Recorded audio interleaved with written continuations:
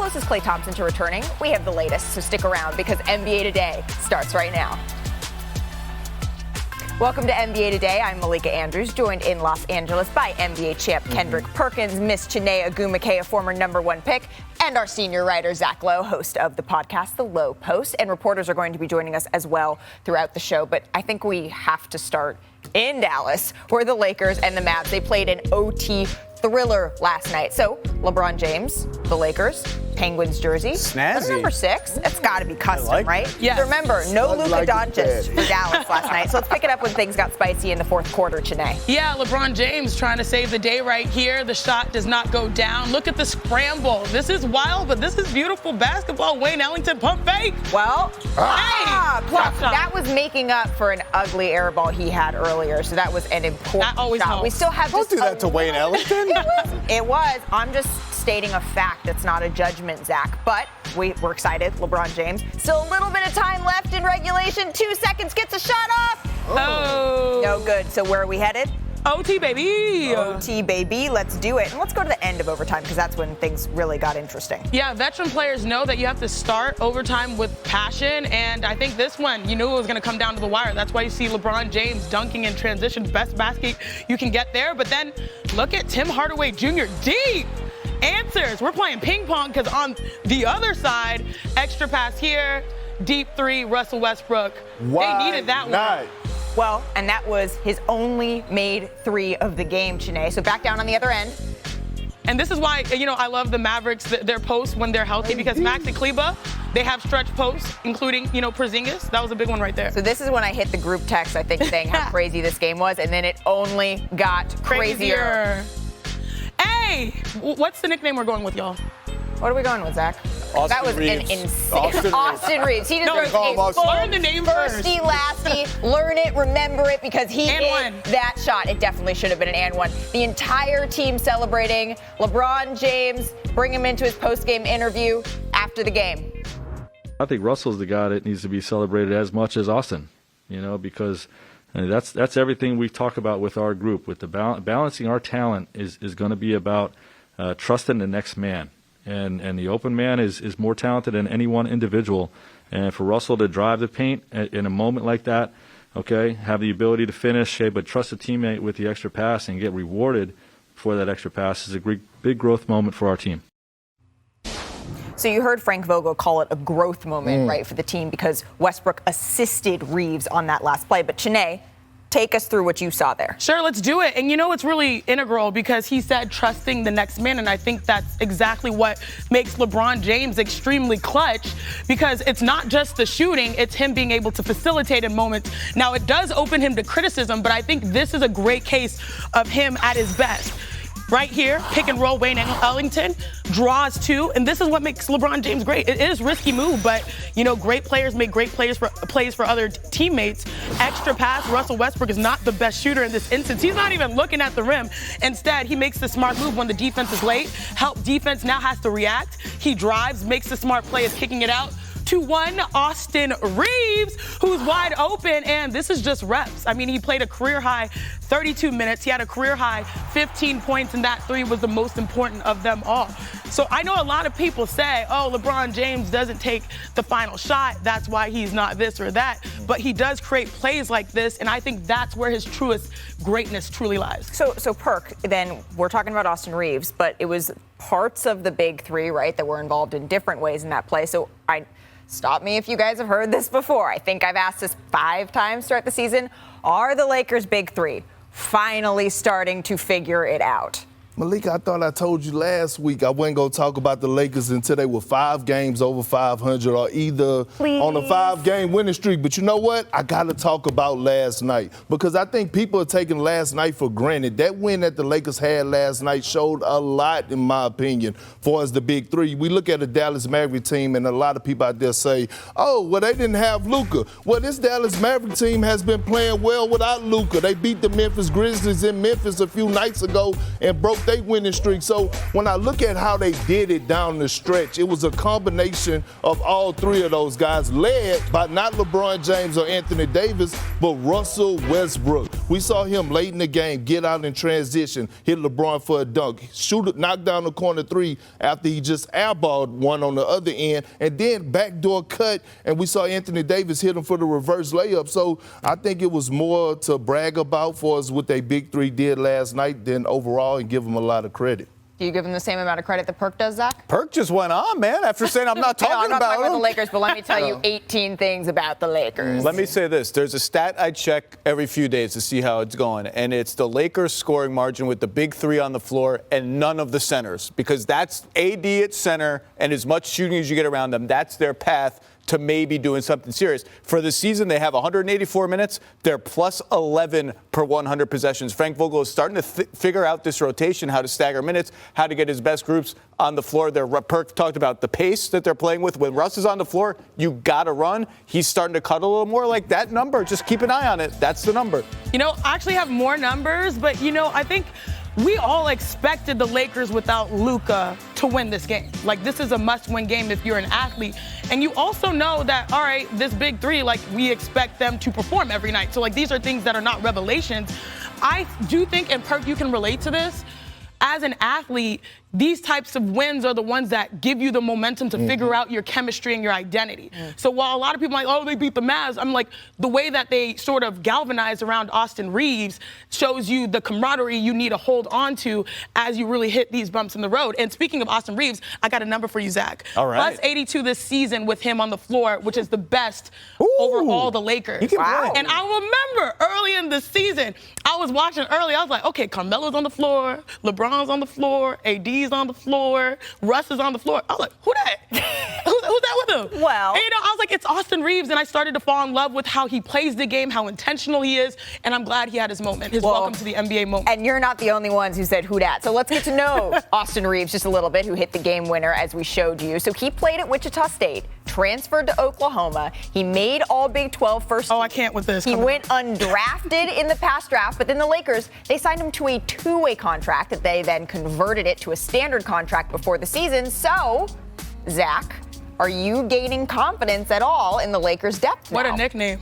I think I have a little more confidence in him. He can play. He can play. The rest of the guys, you know, we're going to have to see. They kind of are who we are. Wayne Ellington, we know he's a shooter. He's going to struggle on defense. Malik Monk didn't play last night, so we'll see. THT's had moments up and down.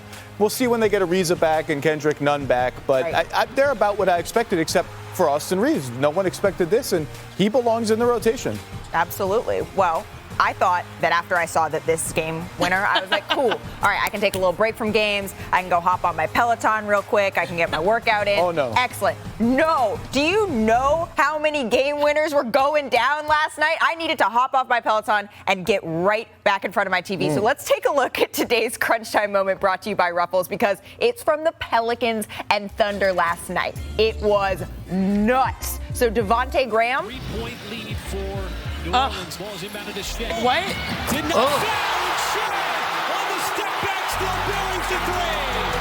And it's tied at 110 with 1.4 seconds. When he hit the shot, I'm just like, I'm gonna try to get one up, and I just let it fly. Inbound to Devontae. And I'm like, oh man, I got a chance. He banked it in!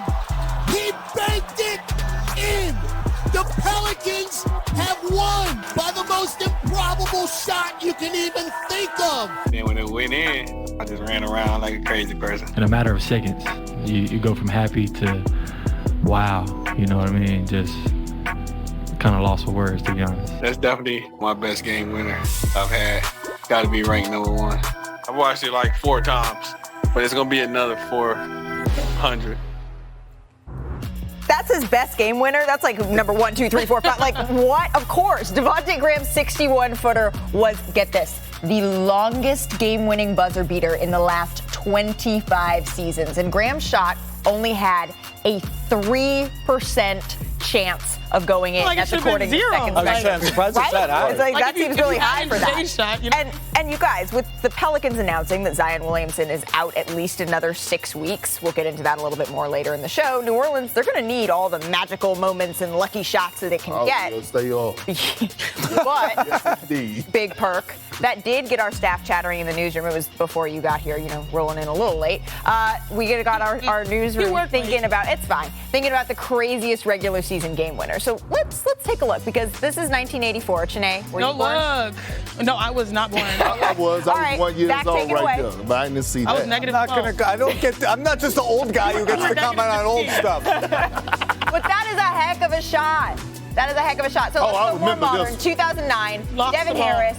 Oh, swish. Like, My what? goodness, Yeah. he lost I don't really it, got it understand that back himself. Like, It is was that a flick of the wrist type of shot, too. circus act? Swish. He's like, yeah, I did that. All right, 2010, Tyreek Evans. Tyreek shot that on the way down, which Wish. was like, bam, feet up. What was his name? Wreaking havoc. Wreaking havoc, that's what it was. Nobody Wreaking havoc. said that. That wasn't a thing. Oh, I well, just- this was a Tyreek thing. and havoc. 2 years ago, Jeremy Lamb. Oh, that was. It's a Say great Lamb? one. Oh, My youngin. that was Oh. incredible. Yeah, I And in thought about Toronto, that's a tough place to play. Very true. Kind of soft off the glass, too, considering Yeah. how far out he is. That's impressive. Devontae Graham. Live from Los Angeles, welcome back to NBA Today. All right, let's go coast to coast with last night's action, starting with the Timberwolves and Anthony Edwards, who became the youngest player in NBA history with 10 three-pointers in a game, Chene. I mean, this is wild because we talked about it with Steph making history, but he's doing exactly what you need to do for growth. 22 points, 6 rebounds a game this season. They're at the 9th spot in the standings. I see the Timberwolves as a team that could potentially, in the second half of the season, trend upward, keep moving upward. Perk called him a generational player, That he and we is. know that Perk Nice graphic there. sometimes tends to be right. The Bucks, they beat the Pacers. That was despite missing 7 players, including Giannis and Chris Middleton. Milwaukee went on a 21-0 run in the fourth and have now won 13 of 16. So, Zach, the most impressive part of their stretch is? People sleeping on the Bucks. They're plus 13 when their 3 guys are on the floor. But let's give a shout out to Pat Connaughton, 43% on threes, and Bobby Portis, 15-9, shooting the heck out of it. The Bucks have some depth. Bobby. Isaiah Thomas, he made his G League debut and showed out. He scored 42 points to go along with 8 assists for the Grand Rapids Gold. So, Perk, do you see an NBA comeback in his future? Absolutely, especially if GMs put their pride aside and put their advanced stats and analytics aside and focus on the eye test. This man is a walking bucket. He can help anybody bench right now. This is what IT does. Sign this man up, a 42-piece wing dinner. Well, Zach Levine, his tweet up there clearly agrees with you. He says, get him back in the league already. That was Buffalo, not lemon pepper. And the Jazz, they were on their lemon pepper. They won their 8th straight after beating the Clippers by 21. So they now have won 4 straight games by at least 20 points for the first time in franchise history. So how exactly are they doing it? Well, they're putting up some ridiculous offensive numbers. They lead the NBA in offensive efficiency, field goal percentage, and three-point percentage, all while averaging over 125 points per game. See, I got numbers too, Chene and Zach. I got numbers too. That's a lot of firsts. Right? That's a lot of number Lot of one. firsts. I do the people that are number one, right? So back at the desk with all of my friends. So we just saw the stats over the course of the last 8 games. And Chene, I want to start with you. Yes. The significance of this 8-game win streak is? It is growth. It really is growth. There were high expectations for this Jazz team based on how they're constructed, and so far they're consistently proving that they are taking the right necessary steps for growth. And, yesterday on our show, during my cheat sheet, I love to break down these numbers, and I'm glad we bring them up again. But the reality is these numbers mean nothing if you don't have the right chemistry on the floor. And what I do love is a couple years ago, a lot of people questioned the chemistry of Rudy Gobert and Donovan Mitchell. Well, guess what? These guys have been professionals, and not only professionals, they've showed up and showed out each and every night. Donovan offensively just making the necessary reads as a next level scorer and facilitator. And then Rudy, my goodness, he could finish his career as the best defensive player ever. If he gets another 2 defensive players of the year just by that standing. And so the growth has been there for the Utah Jazz, and I think they're going to give any contender a run come later in the season. Jack? To me, the significance of the streak is guess who snuck up and tied the Warriors for the best net rating in the entire NBA? The Utah Jazz. When everyone wasn't watching, the Jazz are killing people. Number one offense, and Shanae, you nailed it. Donovan Mitchell, this is the best regular season stretch of Donovan Mitchell's career. The scoring at the rim, the passing, he's finding Gobert on lobs even. That was kind of a weak spot for them. He is playing fantastic, apex predator, superstar basketball. They're integrating Rudy Gay on the second unit, a little Rudy Gay at center too, which is something that they talked about doing. So they're only just sort of getting it full throttle in terms of their rotation. This team, look, they've announced themselves, Suns, Warriors, you got all the attention. We're still here. Well, and they were there last year, and that's kind of the thing with the Jazz, right? I think there are some folks who were sitting around saying, they're great in the regular season. They were great last year in the regular season. And can we see it translate to the playoffs? But that does not mean that this stretch shouldn't be taken as, all right, especially because they're a team that, like the Milwaukee Bucks, they tend to thrive when everyone else is kind of looking over here and looking over there at those coastal teams that have, the big names that go with it. But one thing I'd like to add is that yesterday, right, the Jazz, they hired Danny Ainge to oversee basketball operations, naming him alternate governor and CEO. Perk, you won a title with him. Yep. He also traded you. He was honest about the trade, though. So what do you think this move does for the Jazz moving forward? Well, Shanae hit a good point. She brought up a word that said chemistry. And chemistry is just not on the court. It's in the front office as well, especially when you're trying to win a championship. And when you think about Danny Ainge, he brings aggressiveness, right? And when you have people in front office, you need somebody that's going to be aggressive because, again, we have seen this same story from the Utah Jazz last year, the year before last, where they have dominated the regular season but got to the postseason and not lived up to expectations. Danny Ainge is going to be the one in that meeting that goes, take that phone call. What they're offering, they want this person for this person. Hold on, let's have a meeting. Let's all come together. And Danny Ainge is also the person that says, push the button, make the move, because he's trying to win a championship, and he don't care about the future. He care about the now. Well, and as Adrian Wojnarowski reported, Justin Zanuck, Ryan Smith, Quinn Snyder, sort of all in lockstep around Danny Ainge here. So this is going to get fun. All right, coming up, it is the top of the top from last night's actions. You'll want to see the play that drew this. Love the reverse. And he knew. He knew. He was like, yeah. I knew what I did there. Oh, it was all business afterwards. All right, top game winners. Oh, this is wild. There were a lot. So let's stay in OKC because this ending, as we saw, was that wild. was crazy already. Yeah. That was insane. That was insane. And Shea was like, yeah, but business face because he knows there's still time left on the clock. Wait a minute. Y'all thought I was finished? Nope. Oh! You know what's the bad part? Look at the reaction of Oklahoma City's players after this. So what's the bad part? What's the bad part? We wouldn't have never been talking about this game because both of these teams are 1,500 below 500. But since they the NBA, where amazing happens. Look at Shea Gilgeous-Alexander's reaction. There's nothing you can do about that. This is the NBA championship. They ran right off the court. But there was also nothing you could do about this. Reeves. Learn his name. Know his name. Look at the trust in Russ. And then also I love how got fouled, didn't care, rolled, did it like a volleyball backward roll. Bam! Rolled. Would you have gotten up that quickly? Oh, absolutely. I play volleyball. I can do that today. We won't demonstrate that one, at least not yet, not right now. All right, top block. Sure. Cavs, Rockets. Jayshawn Tate is introduced to the fro. Jared Allen. Oh, speaking of volleyball, that was a spike. I mean, God. Bam. That was grown manish. Yes, rejection. Yeah, grown manish. Oh my Come here, young man. goodness. Yes. I'm so glad they paid him $100 million. He's worth every dollar of it. Look at him. And look at his face after that. You He said, tried yeah. me? You're trying to do that here? You're trying to do that in my house? Absolutely not. All right, back in Oklahoma City. Okay. Brandon Ingram. He attacks the rim with aggression. I like it when he does this because he's so quiet and unassuming. He doesn't really force too much, but then he reminds you exactly who he is. Bam! Bam! I can't wait for my Rockets though. Well, and then there's this. Look how many defenders. Look how many red uniforms around them. And then you see this 3 dead bodies. Right there. That's like that wasn't one. I that saw was something 3. on Twitter where it said they looked like he bounced off them like they were bowling pins. This might be dunk of the year. No, I was about to say that was one of my favorite dunks ever. Ever. And he's Nigerian. We just saw Jared Allen and Isaac Okoro here. So I do want to stick with the Cavaliers. They've won 5 straight games and 9 of their last 11 overall. So I do want to chat with Mr. Zach Lowe about this Cavaliers team. Thank you so much, Zach. All right.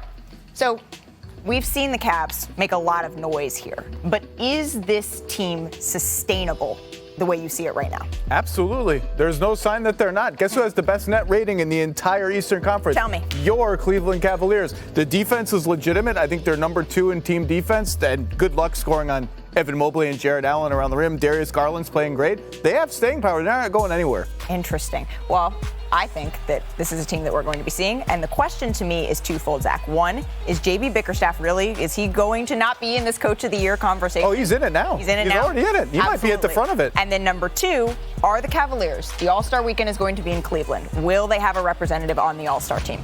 100% yes, whether it's Jared Allen or Darius Garland. And Evan Mobley deserves a look, too. They are going to get somebody, and they should have somebody, not just because they're hosting it, they've earned it. Those guys are playing great, especially Allen and Darius Garland. I mean, look at some of this tape.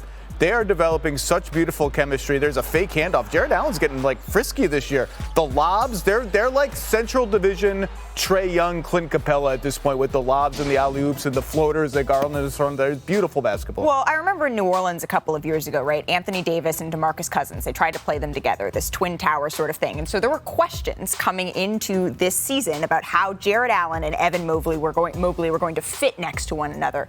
Do you think now, watching them having alleviated some of those concerns, is Evan Mobley Rookie of the Year?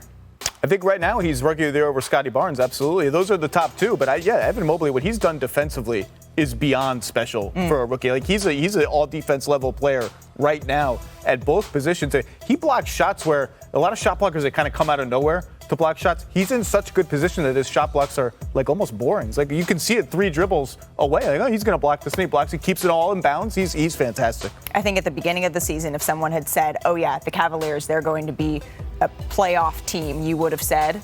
I would have said outside chance at the play-in. Decent chance at the play-in, but that's it. I'll tell you right now, they get lucky, they get the right matchup, they could win a playoff round. Interesting. They could win a playoff run. I actually don't think could, but I don't think that's that hot of a take considering how they've been playing, considering the tear they've been on, considering what Jared Allen has been able to do alongside Evan Mobley. It has been impressive. Mr. Bobby Marks, welcome, Bobby. So I want to start with Damian Lillard, who publicly remains committed to Portland, but is there any scenario where you could see the Blazers moving him? I don't, Malika. I think even with all the losing going on in Portland, Lillard has been committed as saying that he wants to fix what's going on there and he wants to be part of the future. Of course, as I said, all of this losing does take a toll, and he could march in there to interim GM Joe Cronin's office one day and say, I want out. But I don't see that happening right now. Is that a situation that maybe gets addressed in the offseason? Perhaps. But for right now, I think Lillard, when we get past February 10th, is in a Trailblazer uniform. Well, and Dame has proven that sort of when he speaks on these things, he tends to then back it up. So let's move to the Wizards, who are in the midst of a little bit of a slump after a hot start to the season. But how are they looking at approaching this trade market? Yeah, it's ironic. Ever since I said it was the greatest trade in NBA history, I think Washington's gone 4-10, and they're 1-6 in the last 7 games. And Bradley Beal was on with Chris Haynes on his podcast and has said that there's no rush to sign this extension. He is going to evaluate where this team is going to be, certainly where they are, certainly when it's closer to the trade deadline. The likelihood is that he does become a free agent and evaluates all his options. The benefit, though, from that Westbrook trade is that they have 4 or 5 players, either in Spencer Dinwiddie and Kyle Kuzma, and Tavius Caldwell-Pope, that are now tradable instead of having one player that's earning $44 million. So there's trade assets out there, and I think if you're Tommy Shepard, you're going to look to make a move because you cannot be content on this team just being a play-in team. Well, I cannot let you go without talking about the New York Knicks. So do they have any flexibility here to make a move? Yeah, I talked to someone close to the organization last night, and they said something startling. We don't know what our identity is right now. And when you're 30 games into the season and you don't know what your identity is, you are in trouble. Yes, they do have moves out there as far as when you look at certainly Kemba Walker, who has not played. They have a lot of controllable contracts, whether it be Derrick Rose, Nerlens Noel, Alec Burks. Julius Randle can't be traded until early February. They've got a Dallas pick, a Charlotte pick. They own all their picks. But I don't know if this is a win-now team that's sitting right outside of the top 10. Money moves Marks. Thank you so much. Really appreciate you joining us. All right, with that, I want to say goodbye to Bobby and bring in the entire panel. It's Perk, Zach, Chiney. So to debut a new segment on NBA Today, all right? We're going to call it Buy or Sell. So I'm going to give you a stat, and then you're going to buy and sell this trend on this. Okay. We get how it works? Buy it, yes. Sell it, no. Okay. Cool. All right, so let's start with the Knicks, because we just talked about them and their identity. So after finishing as the 4th seed in the East last season, they are 12th through 28 games. Perk, buy or sell the Knicks as a playoff team? You know what? This hard because earlier in the year I was on here talking about the Knicks might be the best team in New York, but you know what? I'm going to sell them. Matter of fact, I'm putting them on the clearance rack. 75% off. I wish you could have had it where we could have donated it. But no, the Knicks are not making the playoffs right now unless they make some change. The donation truck is rolling up. He's trying to send them off to Goodwill. Yeah, whatever is willing to accept gifts. Okay, I'm not putting them on the clearance rack, but I do think that they've dug themselves a hole, and I'm going to sell as well, because if you look at the teams that are ahead of them in the standings, I mean, we're surprised by some of these, but they're legit. I mean, Chicago Bulls, when they're healthy. Cleveland Cavaliers, we just talked about them. Charlotte, I mean, they've got energy. Washington, I know we heard the trends, but still legitimate stars on that squad here or there. Atlanta in the Eastern Conference Finals last year. And then Boston, who on any given day can compete with the best once they figure their stuff out. That's all ahead of the Knicks right now in the East, so I'm going to sell as well. Sorry, Stephen A. Sorry, Spike. I'm holding. I'm going down with the ship. I still think they can make the play. And look, the lack of identity is very apparent, as Bobby mentioned. On offense, they seem caught between two different kind of systems, the Julius Randle system and the system of ball movement and pick and roll that they thought they were getting with Kemba Walker and Evan Fournier and Alec Burks. And defensively, they've just been bad. I still think there's a decent team in here somewhere, so I'm not selling low. I'm going to hold, and I'll probably lose a lot of money. Hey, man, Wait, you're holding? That's not an option. It's supposed to be buy or sell. That means I already bought, and I'm holding. I'm not going to buy more. I'm not stupid, but I'm going down with the ship. He's not buying more stocks. He is keeping. Really? He's keeping my stocks. Keeping my stocks. Sometimes I will say the clearance rack. That's where you find some really cute stuff that other people have kind of moved on from. But moving on, after recovering from an Achilles injury just a couple of seasons ago, Kevin Durant, he ranks 2nd in minutes per game this year. So, Chiney, buy or sell that KD is going to end up in the top 3 in minutes? I'm going to sell it just because right now what we're seeing him do is amazing and we love it. And I do think this is a time when we start building narratives. I know we talk a lot about Steph Curry for MVP, Kevin Durant leading the league in scoring. I think there comes a point after All-Star break when your team currently number 1 in the East that you start resting him, whether it is toning down his minutes or he just misses a couple games towards the end of the season to prepare for the playoffs. And I think that will affect whether he stays top 3 in minutes per game this year. So I'm speaking it into existence. So I get his minute totals make me nervous. So I'm speaking it into existence. Sell for all the reasons that Chiney just said. I'm going with buying, but for the simple fact that Kevin Durant was away from the game for a year and a half, almost 2 years. This is a guy that eats, sleeps, and breathes basketball, a true hooper. You cannot keep him off the floor. I don't care what Steve Nash says or anybody. This guy wants to hoop. And when they didn't have enough, I think when they was down to only 7 players, he was questionable. And he said, you know what? I'm hooping today. This is who KD is. He goes to his home. He plays video games. He goes to the gym. He goes back to his house to play video games, back to the gym. Well, play some more video games then. Play video game basketball. Zach's like setting a video game. Well, I might be with Perk on this one, though, because James Harden, he finished 2 in minutes and remember, for the stretch that the Nets last season didn't have Kyrie, they didn't have Kevin Durant, James is the one who was going to have to step up, right? Then his hamstring went bulky on him. Right. I'm not saying it's a good thing, but I'm just saying it might be the only choice that they have. Kevin Durant last year was in the 40s in minutes. So, lastly, just for you, Zach, Nikola Jokic is on pace to have the best PER in NBA history. So Giannis broke Wilt's record. That was just 2 years ago. So Zach, Chaz, buy or sell Jokic finishing with the highest PER ever? Credit card, Venmo. How can I buy more? Do I have to set up a brokerage? Do I have to set up a brokerage account? He's ahead by like 2.5 points already. He has to do everything because Jamal Murray and Michael Porter are out. So I am buying. I'm putting all my life savings into it. I'm buying it. Don't let me down, Joker. Highest PER ever. We're almost. Maybe does it count? What if he just sat out the rest of the season? You're giving Perk. And we want it. You know what? I don't understand why Perk's upset. All I'm saying is the guy's having a great statistical season. I think he'll keep it up. You're acting like I'm picking a dog or something. No, Zach. I'm not upset at you, but I'm upset at the PER, and I'm with you. I'm buying it. I feel like I'm buying buying it, but I really want to sell it because I hate the PER because it's been bad for the game of basketball. Sell it to me. I'll buy it. Sell it to How is it bad for the game of basketball? It tells us how many facets of the game that you're doing well at. And also, he leads the league in touches a game at 99.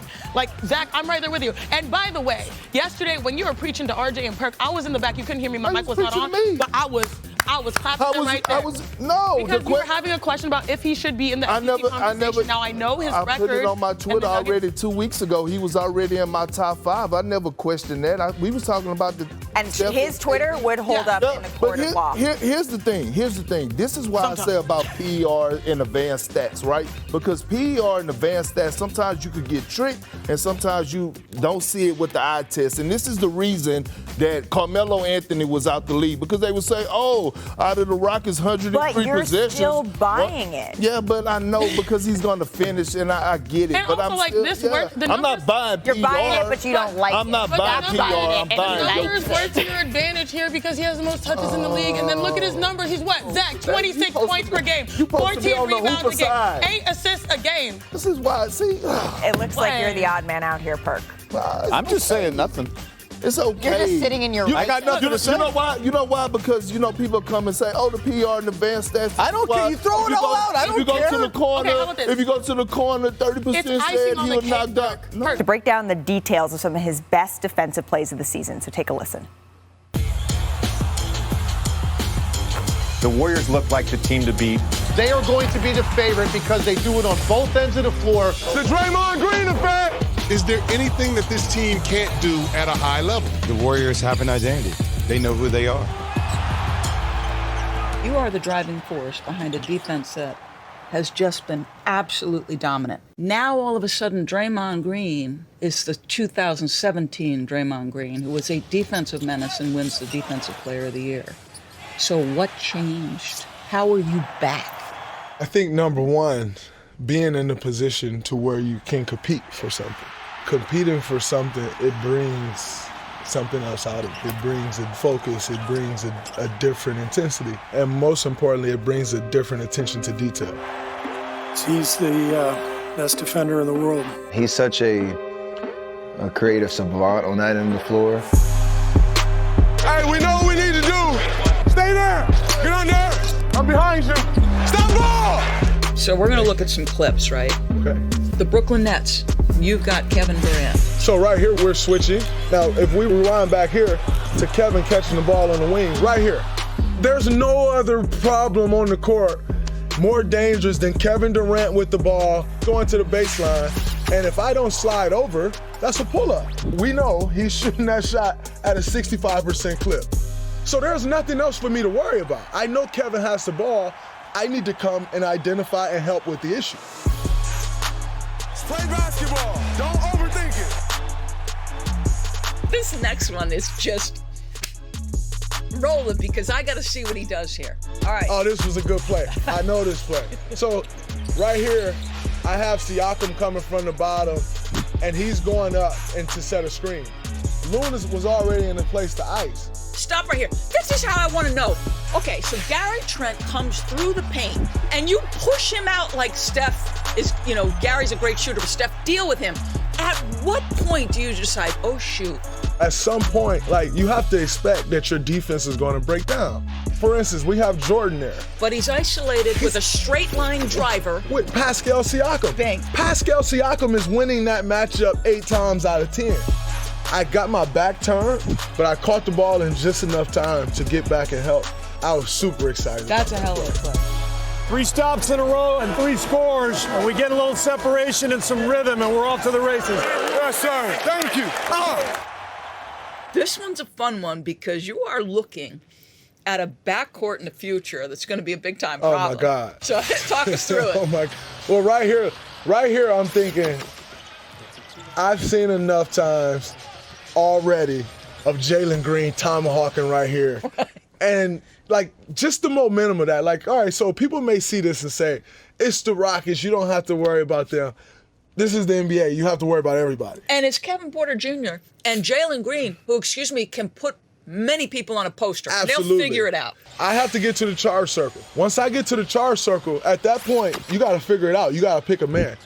And then I get a good swipe here, but most importantly, what I'm trying to do there is I'm just trying not to give up the lob to Jalen Green because I know that's 2 points. All right, so the next clip is your possession game, fourth quarter. It's under 2 minutes, and it's Memphis. There's not many people stopping Ja from getting the rim. Right. Now, I'm disgusted with myself. You don't give up an offensive rebound. Yeah, but with you're, a minute and 40 to go. I have to check this corner guy. That corner crasher.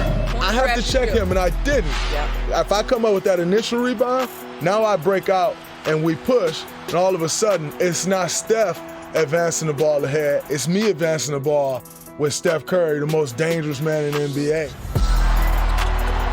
Everybody loves when I can put the ball in the basket, but the reason we've been dominant so far is because of our defense. You know what championship teams look like. Is this a team that you can envision in that way? The aura around the team, the vibe around the team, the feel, like you can feel it. I absolutely love where that put us as a team, and I think we do have a legitimate chance to compete for a championship. Thanks, DB and Draymond, for that breakdown. I really enjoyed that. So with the latest on the Warriors, from Dre to Steph to Clay's return, which likely is not going to happen until after Christmas, here's Nick Friedel. Malika here at Warriors practice. Everybody is still basking in the glow of Steph's three-point record.